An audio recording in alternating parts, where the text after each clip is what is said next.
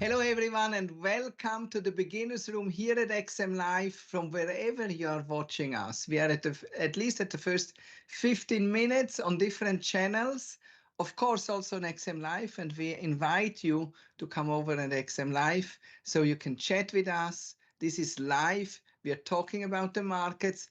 We are learning one-on-one how Mhm. to trade the markets. And I have the pleasure to be with Anna Maria. How are you doing?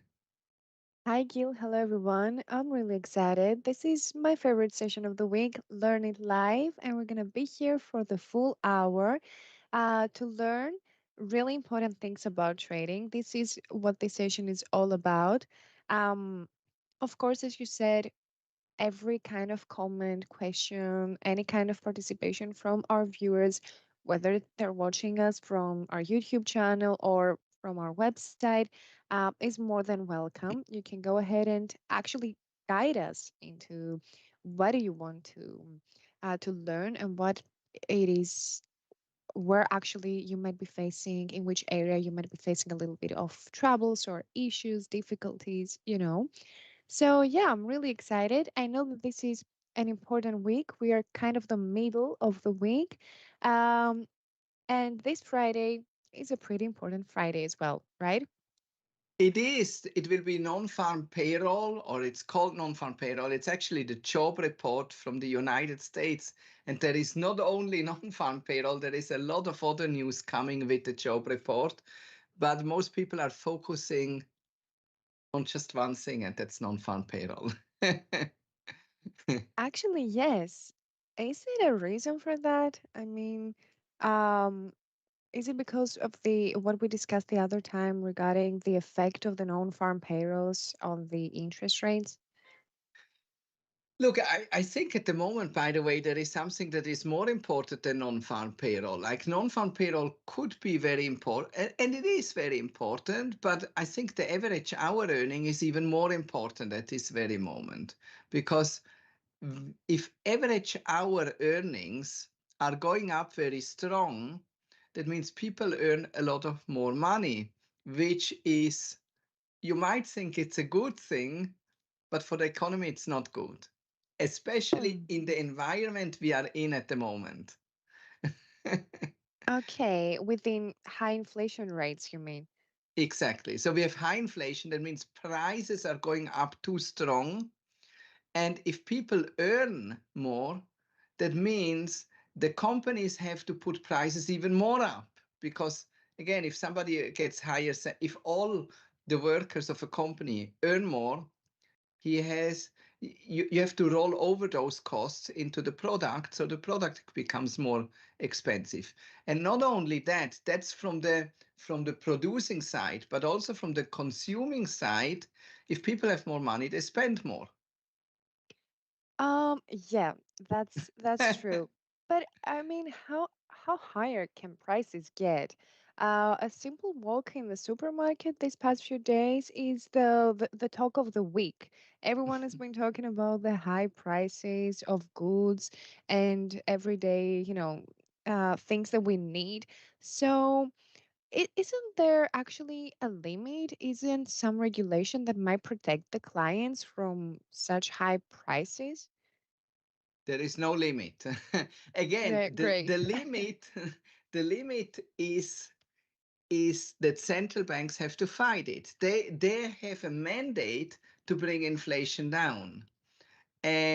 But we can see, for example, just at this very moment, we have in Turkey over 60% inflation, 60, not 16, 60, 60. So that means there, like in Europe, we had 10% inflation. Now it got back into like 5% inflation, something like that. That's high, but it's not very high. Um, and still everybody feels it. Now think about if things go up 60%, that's like really much more. And I got shocked because I wasn't traveling to Turkey, but I was traveling through Turkey.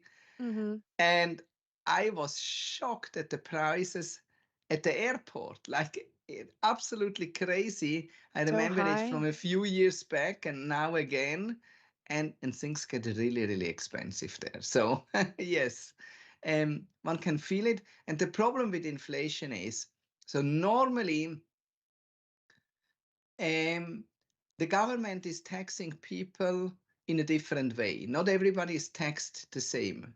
So Mm-hmm. that means if somebody earns only very small amount of money, they will be taxed also a small amount of money. And if somebody earns a lot, percentage wise, I mean, if somebody earns way below average, he probably don't have to pay taxes at all. But if somebody earns a lot, way over average, he will have to pay taxes much more, maybe even 50% or at least 30% or something like that. So there is a differential in taxing the people on the basis of their income. Now, the problem with inflation is it's kind of a tax because, right, you get money will take, you have the same amount of money, but it's worth less. It's like a tax, Yeah. and the problem here is that everybody pays exactly the same amount. So if it's Mm. 6% inflation, everybody pays. It's not that the rich pay 6%, 30%, and the poor don't have to pay inflation at all. Everybody pays at the same. And so it's not fair because for the rich, it's much easier.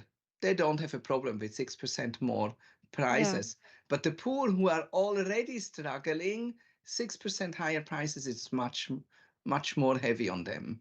And this is why it's not fair, and this is why it's not good for the economy. It creates all kind of pressures. It creates social unrest. People will be unsatisfied and they will go to demonstrate and they will strike, and this is not good for the economy, all those stuff.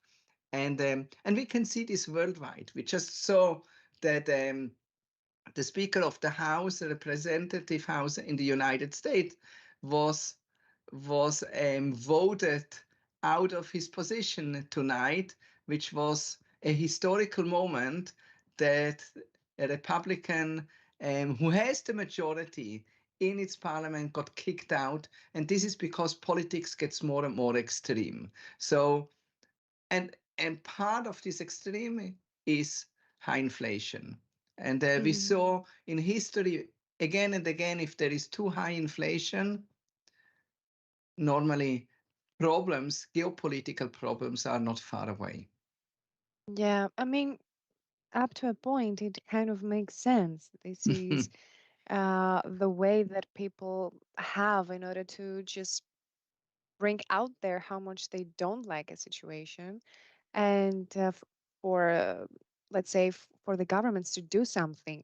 But how close um, is a country on the, let's say, depreciation of its currency? I mean, when this thing is happening, because I heard it that such a thing is possible, but when? I mean, isn't this something that is right? You know, um, is very close to Turkey, to the situation that is happening over there. 60% inflation, isn't it? That doesn't. How are they going to handle it? How they can normally, there, it's a problem. It's a huge problem. So if you have too high inflation, think about what would you do? Like if you had 60% inflation, what would you do? Yeah, I, I mean, maybe start some regulations No, on the no, you as a currency person, itself. you as a person, what Me would as you a do? person, um, save or trying to, convert my, or try not to buy from my country. I mean, it's not things, all these kind of thoughts. Try to convert my currency to something else, which I know that they don't allow this to happen in Exactly, Turkey. because it creates even more inflation, right? So the government has to make laws that there is no more free trade. Now, you as a person, you will try to spend it everything in one day. You spend everything that you have as fast as possible because you know already in a year, like if you have 100 euro today, in a year it's worth only 40 euro. Yeah. Now it's worth 100 euro, but when you save it, it's not worth anything anymore. So you don't save in this environment. You just spend it. Now, if you spend everything as fast as possible, inflation goes even up even further because everybody is spending money and people want to buy what there is out there.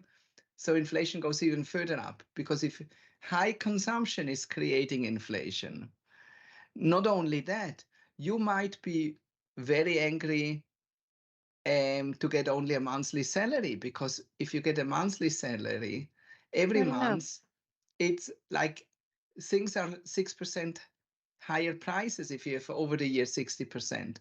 So you will ask maybe to get a weekly salary because you want to have every week money and then you immediately spend it because you know in the future prices will go up. So you want, and not only, you want maybe a salary that is adjusted to the inflation.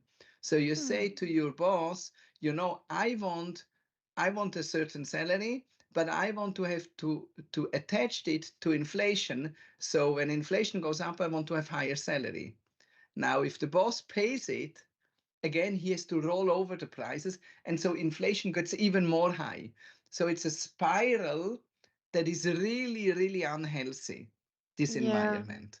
So in Turkey now and such other countries, they have this paradox that the economy goes worse and worse from day to day, but people are buying, for example, cars and houses and any kind of goods.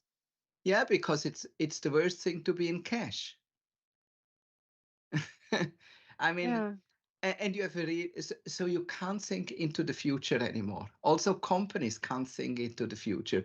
You're just here in order to survive. You get money, you buy food because food will be much more expensive a little bit later on. So you just live in the moment, and there is no planning into the future. That's true for consumers and it's true for companies. And again, this is very bad. Normally, you won't have companies to develop new products far into the future, things that are complicated, that will advance the technology. But you can't do that because you are worried in making money because you have to pay higher salaries and you have to pay higher prices for commodities and you have to pay everything high. So you are in constant surviving mode.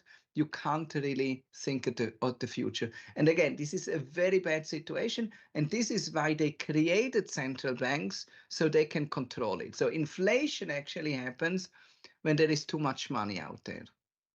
Mm-hmm. There's too much money was printed, too much money is out. It's too much money or too little goods. That could be also. If there is a lack of a good that you need, like let's say there is not enough bread, but everybody wants to buy bread, you are ready to pay higher prices for it because there is only few, but you really, really want it, so you pay higher price. So it's too little goods or too much money. Mm. Now, and again, but normally too little goods happen after a war because then maybe, you know, trains are destroyed and Yeah. airplanes are destroyed and it's hard to get things. And so after the war, normally you have this kind of inflation because they have not enough things anymore. And by the way, this happened after Corona, right? Corona was actually a war. We survived. It was a true war. Yeah, it was a true war and it had the same symptoms. So we got first inflation because there was not enough goods, but now it became inflation because there is too much money. Yeah. Wow. Well, that's a pretty interesting thing to consider since we see it every single day, but sometimes we just through our everyday lives and stuff and our routines, we forget it and we're just in front of those big prices, but we don't know why. And we just blame someone. We need to blame someone, the government, um, you know, Yeah, the government is partly to blame on, but I think what we want to teach, we don't want to blame anybody, right? I want to say, if you learn to be a trader, you will understand those mechanics and you will have an answer to it. You know how to deal with situations like that and how to make money, because in every challenging situation there are opportunities, and that's exactly what traders looking for. Traders look at the chart, they look at the prices, and they look for opportunities. And when there is pressure and when there is struggle, then there is especially a lot of opportunities.